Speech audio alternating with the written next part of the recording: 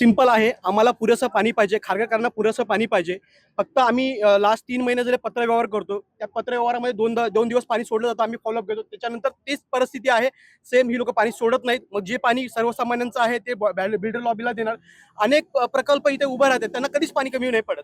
आणि मी माझ्या माहितीमध्ये असं कळलं, मला काही लोकांनी फोन करून सांगितलं, म्हणले दादा जे सिडको प्रशासनाने जे बिल्डिंगा बांधलेल्या आहेत, नेमका तिथे जास्ती पाणी प्रॉब्लेम आहे. आणि जे जुन्या बिल्डिंग आहे तिथे पण खूप मोठा प्रॉब्लेम आहे. 2 दिवस 3 दिवस सोडून आणि गढूळ पाणी आल्यानंतर तिथे पण लक्ष दिलं जात नाहीये, की बाबा इथे गढूळ पाणी येतंय आणि ह्या पाण्याचं फिल्टर होतंय की नाही हे देखील चेक करता येत नाही. तर आमची मागणी हीच आहे, की खारघर वासियांना आम्हाला पाणी प्यायला स्वच्छ आणि चांगलं पाणी पाहिजे आणि ते पण नियमित पाहिजे. जर नाही दिलं गेलं तर आम्ही येणाऱ्या टायमामध्ये हे जे आंदोलन तुम्हाला दिसते 400 लोकांचं 500 लोकांचं, हे 4000 ते 5000 लोक येतील आणि सिडकोला त्या टायमाला धडक देतील आणि ते आम्ही ठिय्या आंदोलन करू त्या टायमाला. आज पाणी सोडून कुठेतरी की त्यांचा हा प्रयत्न होता, काही लोकांचा हा प्रयत्न होता.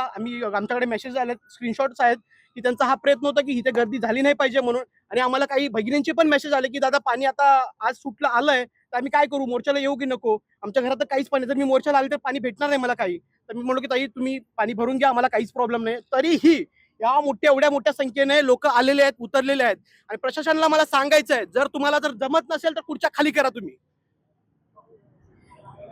मागणी खूप सिंपल आहे. आम्हाला पुरेसं पाणी पाहिजे. खारघरकरांना पुरेसं पाणी पाहिजे.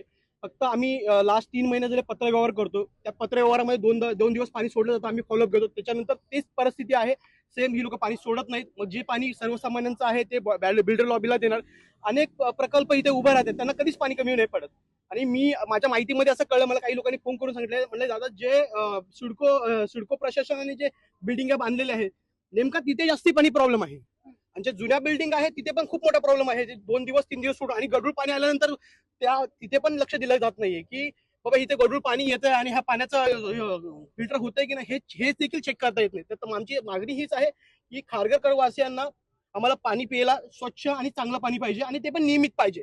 जर नाही दिलं गेलं तर आम्ही येणाऱ्या टायमामध्ये हे जे आंदोलन तुम्हाला दिसतं 400 लोकांचं 500 लोकांचं, हे 4000 ते 5000 लोक येतील आणि सिडकोला त्या टायमाला धडक देतील आणि ते आम्ही ठिय्या आंदोलन करू त्या टायमाला. आज पाणी न होता काही लोकांचा हा प्रयत्न होता. आमच्याकडे मेसेज आले, स्क्रीनशॉट्स आहेत, की त्यांचा हा प्रयत्न होता की इथे गर्दी झाली नाही पाहिजे म्हणून. आणि आम्हाला काही भगिनींचे पण मेसेज आले, की दादा पाणी आता आज सुटलं आलंय, तर आम्ही काय करू, मोर्चाला येऊ की नको? आमच्या घरात तर काहीच पाणी, जर मी मोर्चाला आले तर पाणी भेटणार नाही मला काही. तर मी म्हणलो की ताई तुम्ही पाणी भरून घ्या, आम्हाला काहीच प्रॉब्लेम नाही. तरीही एवढ्या मोठ्या संख्येने लोक आलेले आहेत, उतरलेले आहेत आणि प्रशासनाला मला सांगायचं आहे, जर तुम्हाला जर जमत नसेल तर खुर्च्या खाली करा तुम्ही.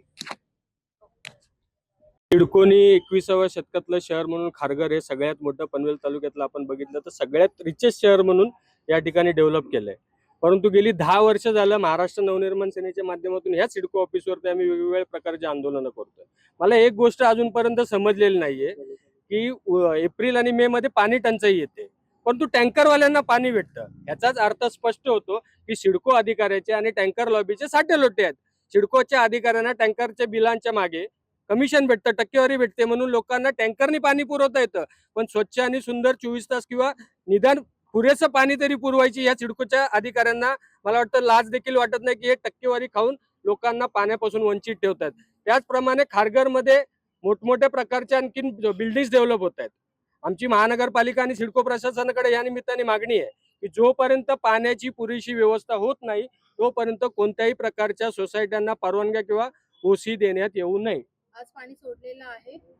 हे प्रशासनाचा नेहमीचाच प्रयत्न असतो.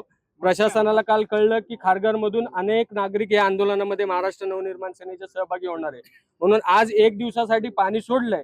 माझी आता ह्या सिडकोच्या अधिकाऱ्यांना आपल्या मार्फत विनंती आहे की जसं आज आंदोलन दडपण्याचा प्रयत्न आपण करून पाणी सोडलं, चला त्या निमित्ताने का होईना आपण पाणी सोडलं ना, तर रोज आपण असंच नागरिकांना पुरेसं स्वच्छ आणि सुंदर पाणी द्यावं अशी माझी त्यांना या निमित्ताने विनंती.